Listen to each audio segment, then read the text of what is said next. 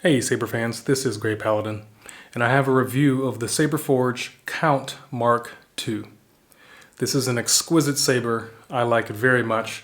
I'll try to make this as brief as I can, but also very detailed. Let's dive into it.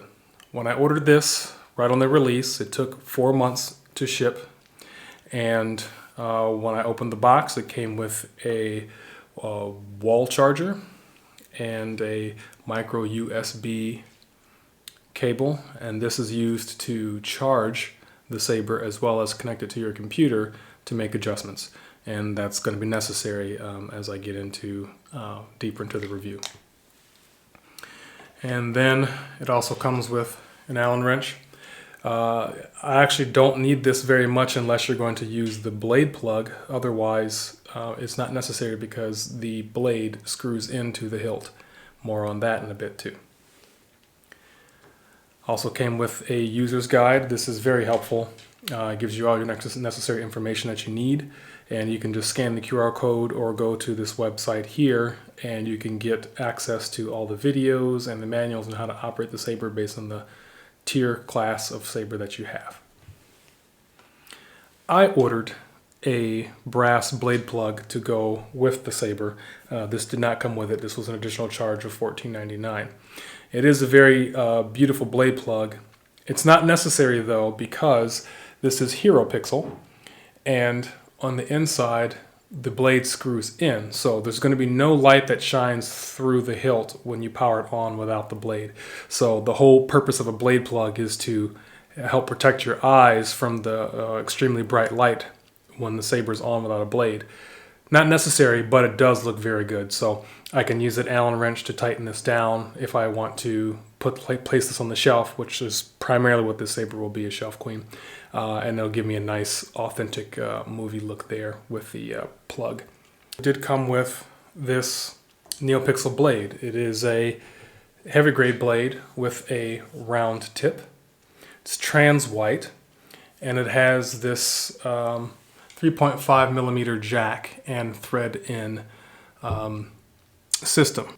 I will do a separate video on this blade and how it works and the features of it and pros and cons. I'll only speak briefly on it, but you have to screw this into the hilt in order to get the light and the effects and things to work. So I'm going to set this aside for now and we'll get to that later. Let's get into our dimensions on the hilt. This is a more screen accurate version of the hilt than the Mark I, or the first version of it, and I will do a separate video comparing the Mark I and the Mark II. And as far as the dimensions go, this is quite a bit smaller than its predecessor.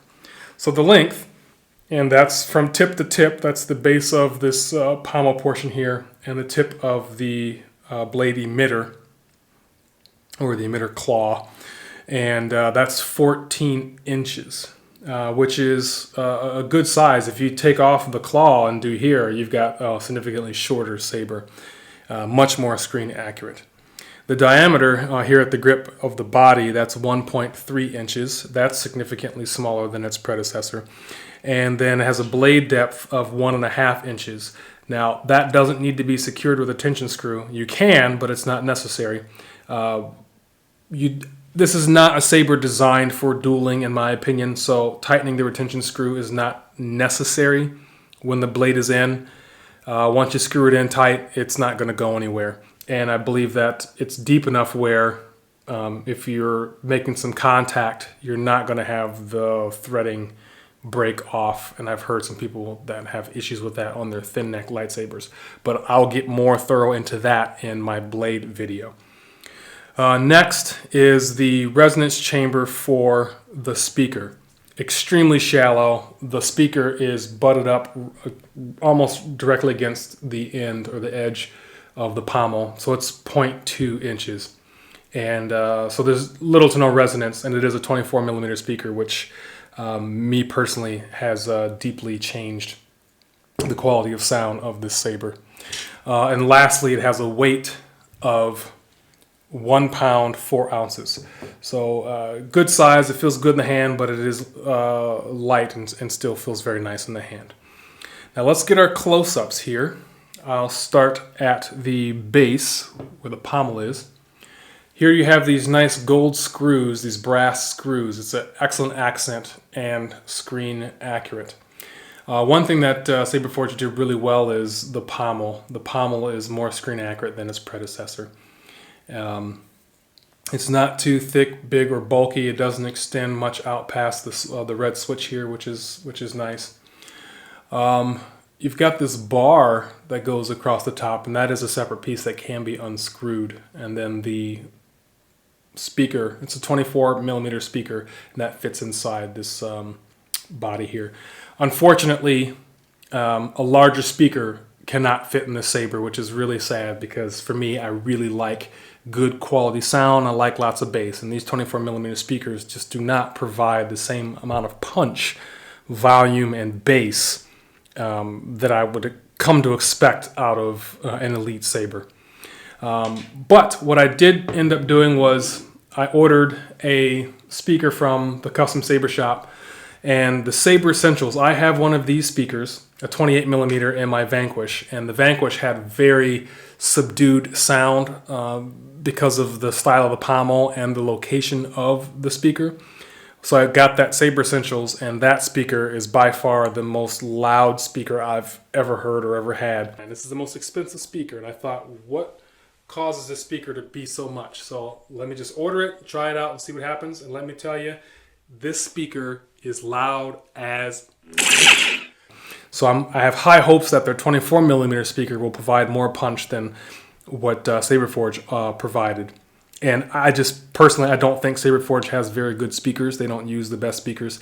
So I'm going to swap these speakers out with this 24 millimeter Saber Essentials speaker. These are very high quality. You pay for it. It's the most expensive speaker out there. I think it's $15, but it's well worth the cost because when you hear the sound on this, it sounds really incredible. So this will be placed inside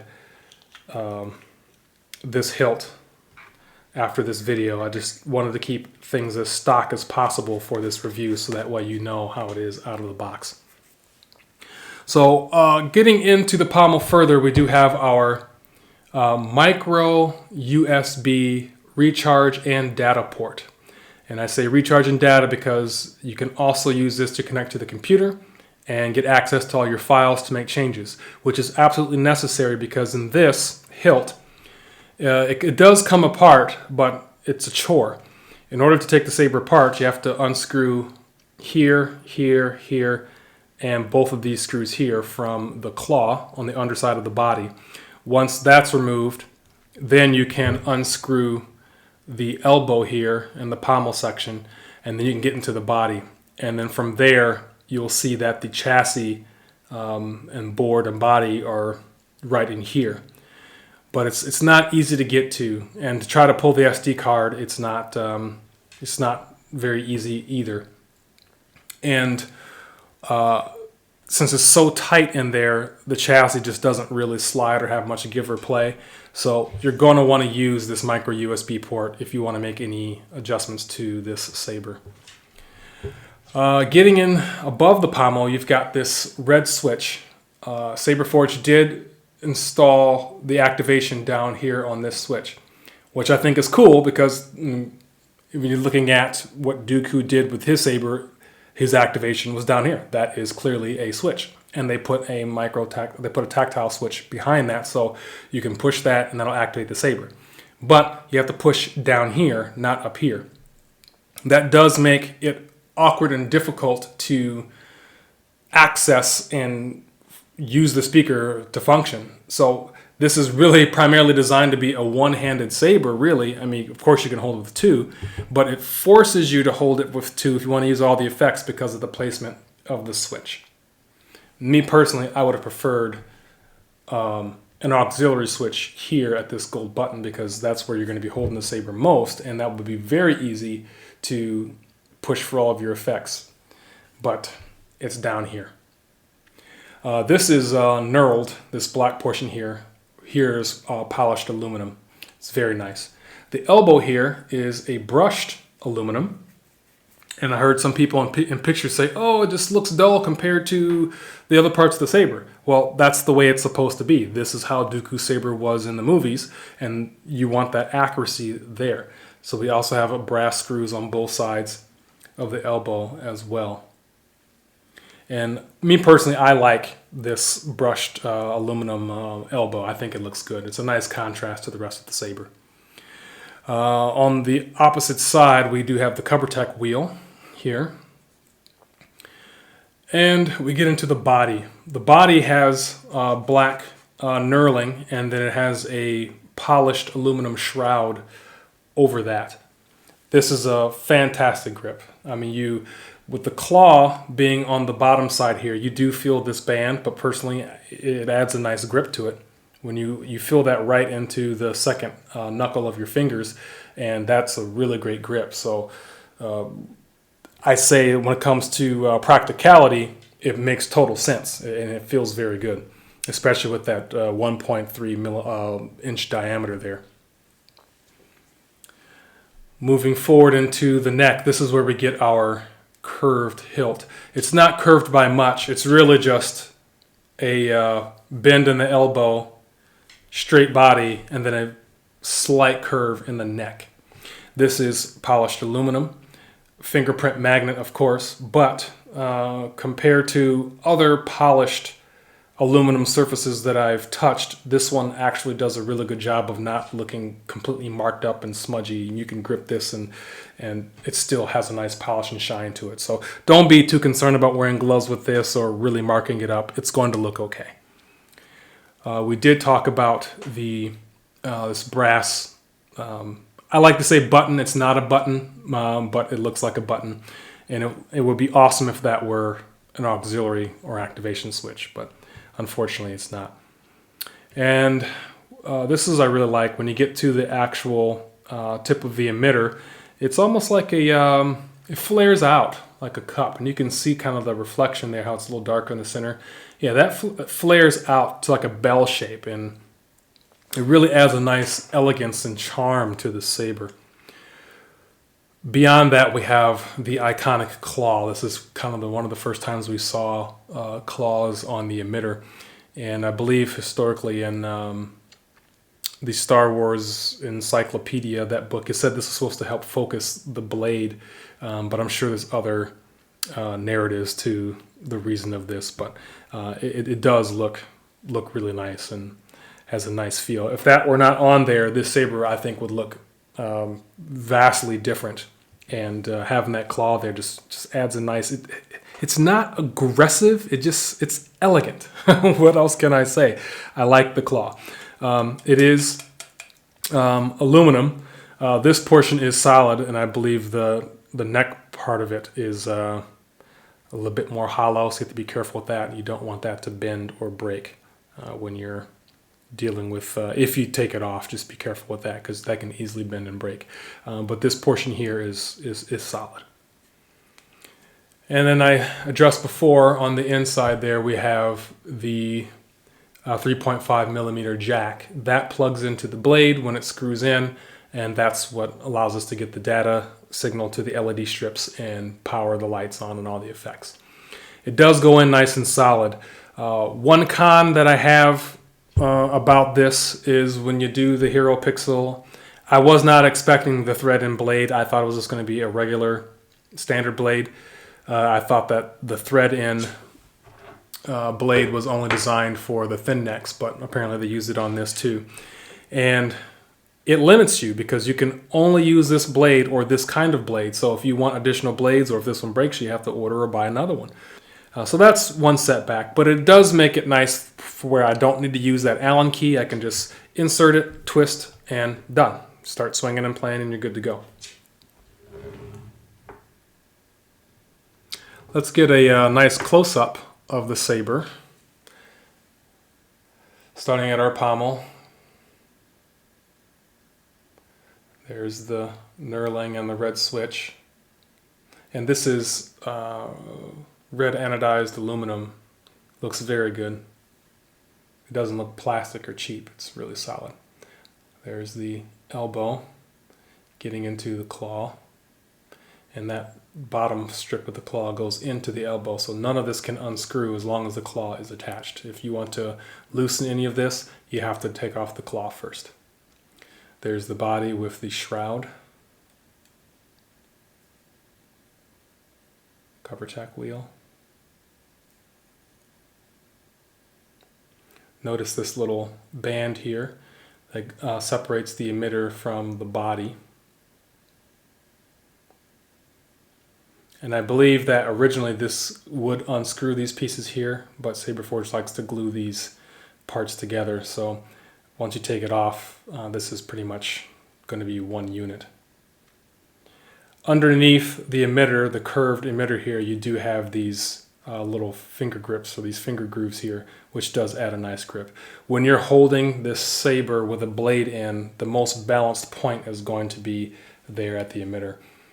And this really comes in handy if you're going to do a two-handed grip. One hand will be on the top, the other hand will be at the body, and there you go. But it is going to be a close grip, as you can see. You can move the hand down a little bit further so you can get access to your switch.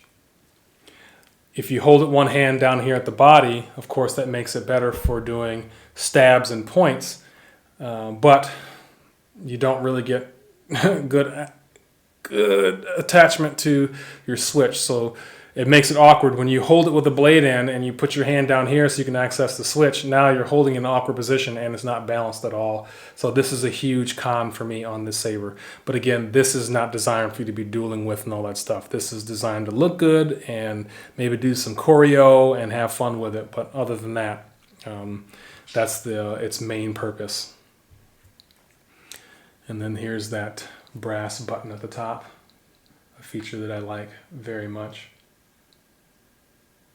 On my Mark I, over time, the brass wore off. It almost seemed like it was like a painted aluminum. So we'll see how this goes over time on this Mark II. But the Mark I, it kind of wore out, and now it just looks silver there. There's the bell shape and the emitter. And it's so reflective and polished, you can see the camera and everything else reflecting off of the saber. And then here's the claw. Really nice. I like that claw. So iconic for Count Dooku. So I'm not going to go over all of how to operate this saber, for Golden Harvest, because I'll just reference a link down below to all of the Saberforge videos that show how to access most of the features on this. And then I'll do a little demo towards the end of this video as well. I'll also show you the files and what it looks like on the saber. You get 26 fonts on here. I did add a 27th font, and that is Duke by K-Sith. So here is the basic package that comes with the saber. As you can see, you've got effect fonts, sound fonts, user interface sounds, a general text file, override general, and then your phase 4. I'm assuming that this is going to be the firmware. So looking at the effects font, you've got a lot here. So I'm not sure which of these is on the saber currently or how it works. I'm guessing it's going to be the NeoPixel Extended or the default. But just to give you an idea, the Extended, these are all of the different blade styles that you have access to. And that's 36. But when you're cycling through your effects, you can cycle through all of these. And there's these different folders, and then there's all these different colors, and then there's an on-top effect, and then there's usually a secondary layer too. So there's lots to choose from, as you can see here. Getting into the sound fonts, it comes loaded with 26. And some of these are spread out between like Cyberphonic, and I believe Force Effects has something on here, K-Sith. And then you also get the stock fonts that Saberforge had with their Sabercore 3.0. And most of, not all of those fonts I do like. For instance here, Fulcrum, Sound Font 16, all the way down to the Cyber Assassin. Those are all those stock fonts for Saberforge. And then you have this Dark Harvest, which I think is a new one that I'm not too familiar with. and then I added Duke by Kasith here. You can look at this file here, sound fonts, and it lists everything that's here. So for instance, the first font over here on this side, Balance, that's by Lord Bleco. And there's more information and links and things. So if you want to actually get to the site where the font is located, you can do that through these links that are in the sound font text file, which is really awesome. Cyborg Data Issues Complete by Force Effects. So there's a wide range. And these all come stock or standard with Golden Harvest. And then these are user interface sounds. So when you hear sound menu, color change, blaster block, all those type of sounds are here. And then in general, this is your text file that gives you all your information. You can adjust the volume, button timing, so on and so forth. You can tweak the smooth swing algorithms if you want. You can activate. You don't have to go into the Saber menu to do some of these things. You can do it, old style and do it here through the text files, which is kind of nice too. But you also have the user interface menu on board the Saber itself, so you don't have to go in here and do any of this. You don't have to plug in. You could do it all from the Saber. It just takes a little bit more time, and you have to finagle all the spins and twists and hold button holds and things like that. So it's whatever your preference is, you can do that. And that's pretty much it. So this is what you see loaded on the Saber when you plug it into your computer. Saberforge moving to Golden Harvest, best move that they have done for the company, I have to say. It's nice to know that you can take their great quality looking hilts and now know that you have good quality comparable electronics on the inside. Now that I have a bit more space, I want to show off the Saber with the blade in. So with this, we have this thread-in blade system. Just gently insert that into the emitter, and you just rotate clockwise. It's going to go around a few rotations before it gets in nice and tight. Once you feel it stopped, just give it just one quick little squeeze and twist, and you should be good to go. I like to be careful not to over-tighten because I don't want to strip the threading, as well as I don't want to loosen or break up that that adapter that's going into the blade. So I just try to be as careful with that as I possibly can. Again, this Saber is not designed and meant for dueling, so just be aware of that. Now, all I have to do is just tap my button to boot up. It is obvious that this contest cannot be decided by our knowledge of the Force, but by our skills with a lightsaber. And then one tap to power on. This also does have gesture control, so you can also do a thrust on ignition as well.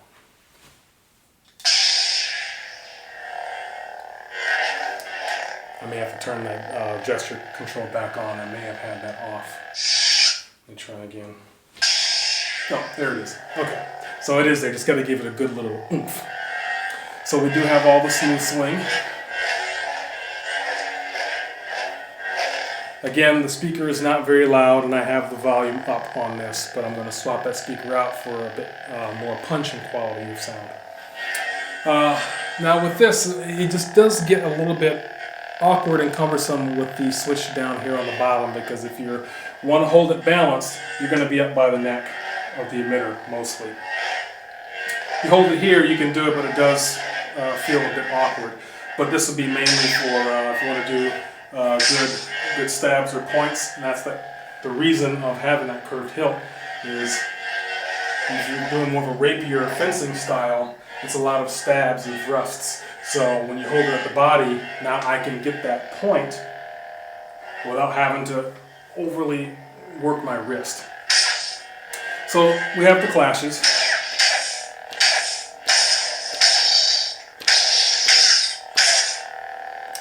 And blaster deflection is one tap down here, and this is where that second hand comes in handy.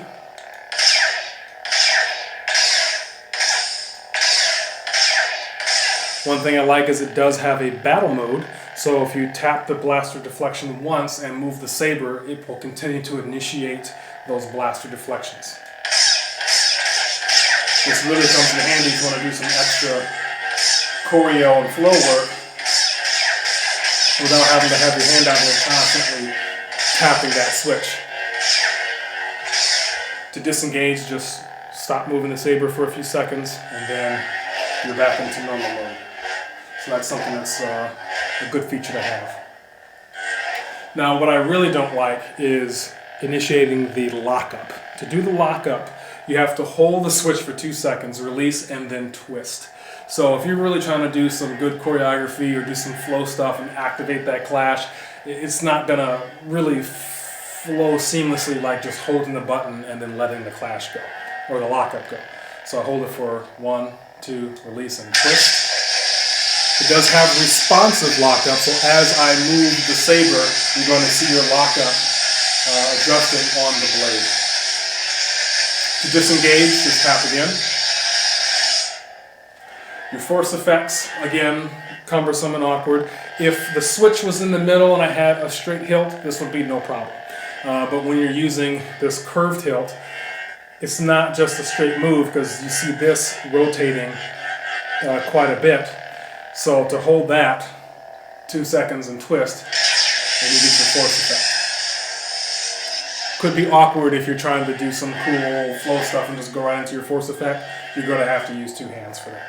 You can't really adjust with your hand down here because now the balance is all off.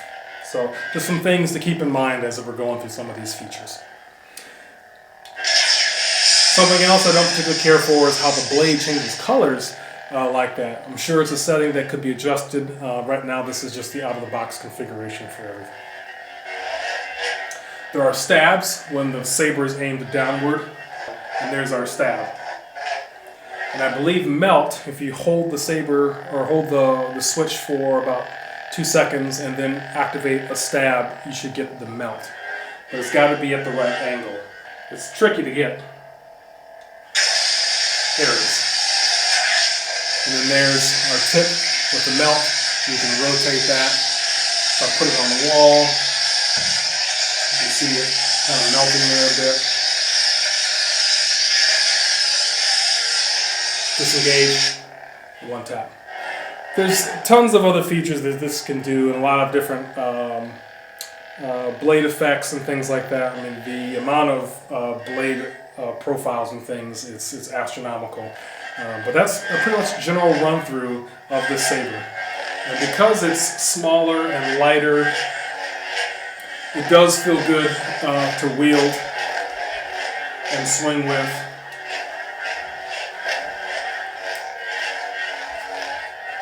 But when you want to do the effects while using the saber, it can be awkward because of the location of the switch and the curve of the hilt.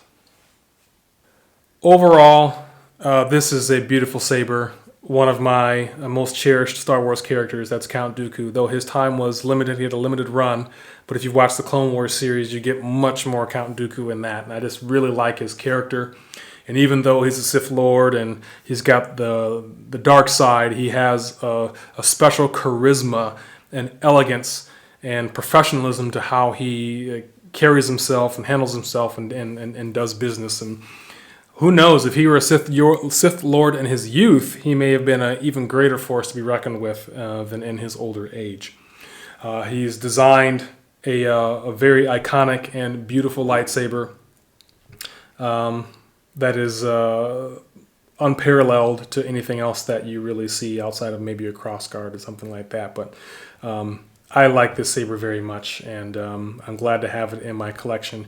I have a lot of Saberforge hilts, and this one by far is the one that I've seen the most detail and design and screen accuracy. I just cannot stress that enough, how accurate this is to the movie. And it's a beautiful saber, absolutely gorgeous saber. I'm very happy to have it.